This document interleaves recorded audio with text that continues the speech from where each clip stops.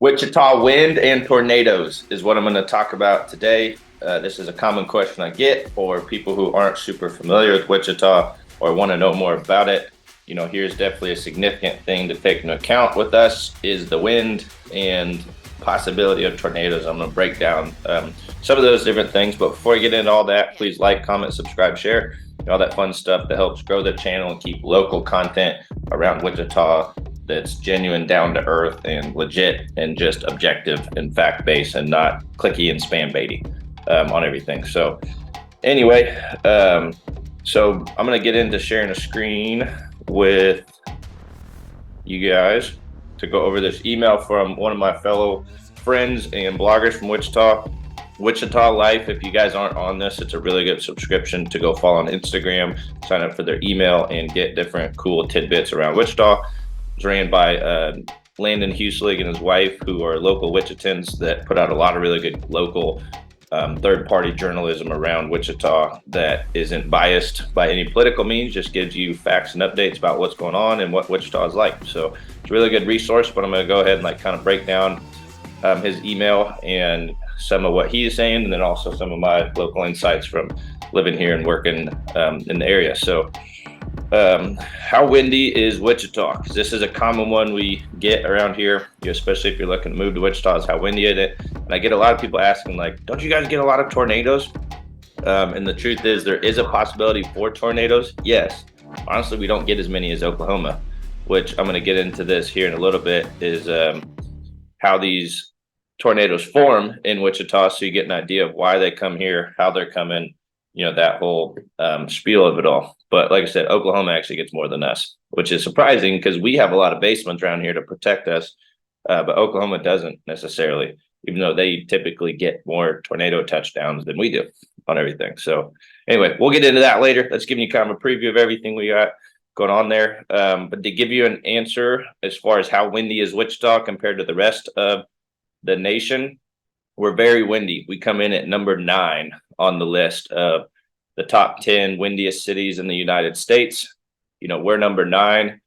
Actually, the windiest city in the country is in Kansas, is in Dodge City. So Kansas has 2 of the top 10 windiest cities in the country on everything. And what you notice on this is that Chicago, the windy city as it's called, is actually nowhere on this list. It is windy, but I think it's number 35 is what they're saying. Yeah, contrary to popular belief, Chicago is only the 35th windiest city. It's named the Windy City due to the city's politicians who are full of hot air back in the 19th century. That's really where the Windy City comes from on everything. But what's interesting about Wichita is not just the wind and the tornadoes that can potentially happen here. We make our way into a lot of the best or worst lists for the U.S. to get to know Wichita.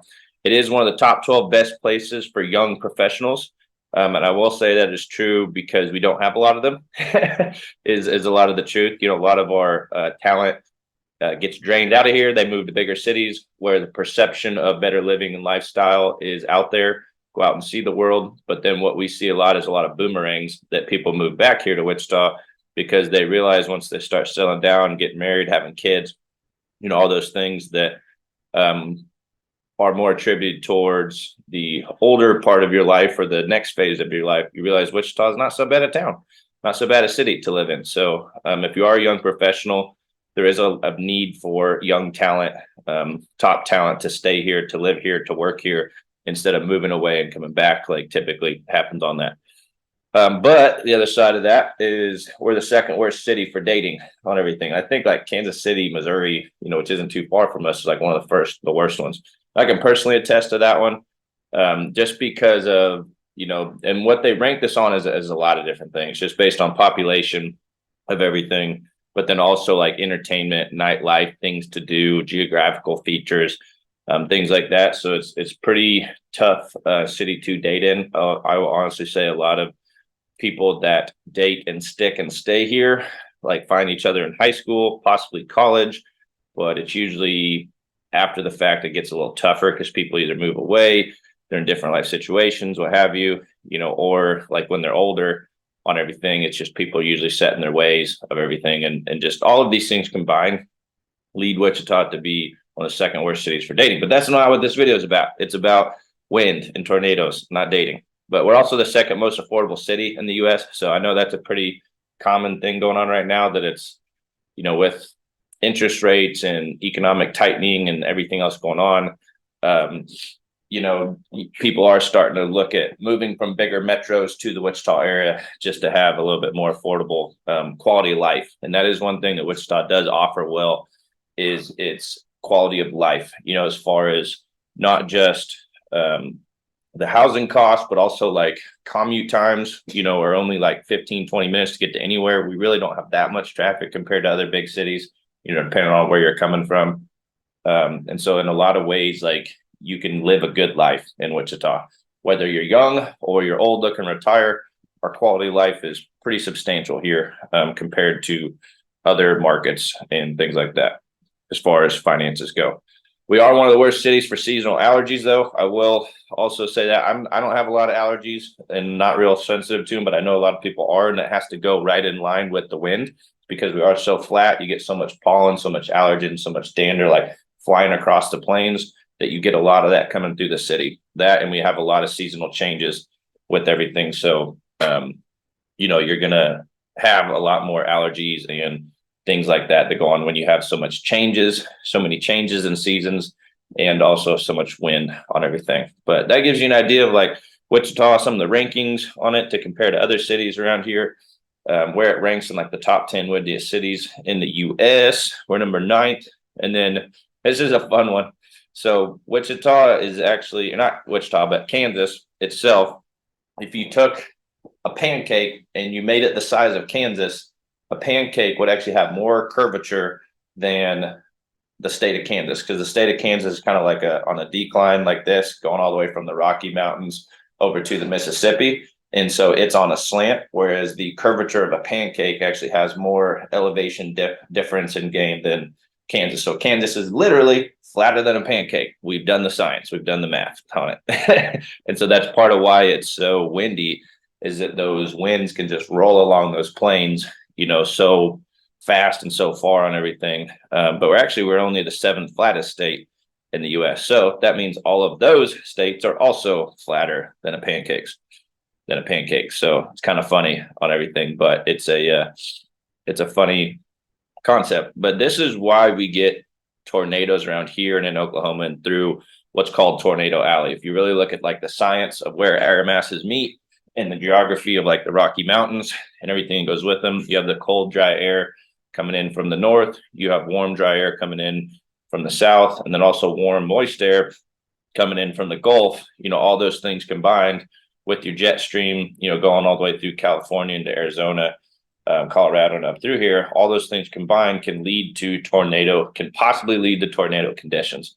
Like I said, a lot of it happens more often than not in like the Oklahoma area than it does necessarily in Wichita. You'll see a lot of storms roll in. Let's see, from the west going east is a lot of the direction of them. Also, you have a good amount of like wind and rain come in from the north. So if you're buying a house in Wichita, just know the north and the west side of your home are going to get the most exposure to the elements, the most wear and tear and that kind of thing, but also where the storms are usually going to be coming in from.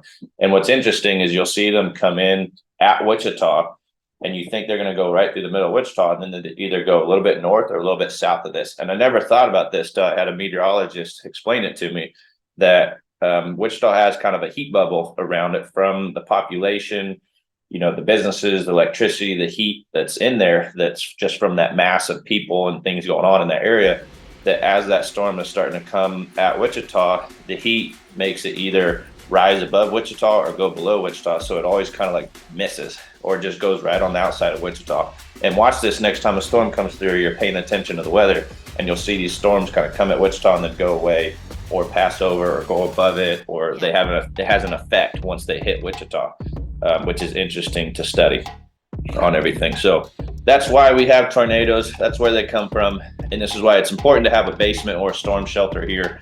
It's interesting how like a lot of Texas and Oklahoma homes don't have basements, but then like Kansas and Nebraska do, even though we typically get less tornadoes than these areas down here on everything. But it's usually right here in the center mass where tornadoes are coming through, which they can happen anywhere, but as long as you have protection, you're good. It's really not a huge deal. And a lot of this comes from, wind coming off the Rocky Mountains and that kind of thing. So anyway, that gives you an idea of how windy Wichita is, why we get tornadoes, what it's like living around here. I love talking to people about my hometown of Wichita, helping them get to know Wichita, and that it's not just some flyover state where we all live on farms and there's yellow brick roads. We do have one. I can show you where it's at, although I think it's painted up colorful now because it's in like an art district and an alley on everything. But hopefully that gets you to know our little big town of Wichita, as I call it, a little more. If you'd like to explore living here, what it's like here more in detail, you can visit my website. That should be at the link below, or shoot me a message, give me a call, and I love getting calls about this and helping people through the process of potentially moving to Wichita. But appreciate you watching as always, and we'll hopefully talk with you soon. See ya.